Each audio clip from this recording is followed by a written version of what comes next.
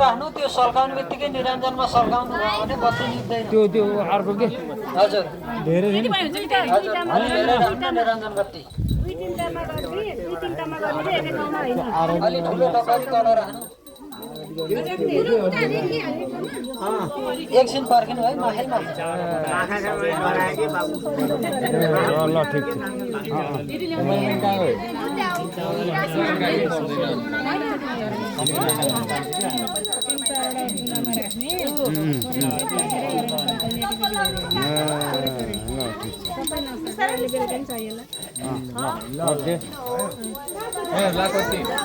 ready position रहेछ त अनि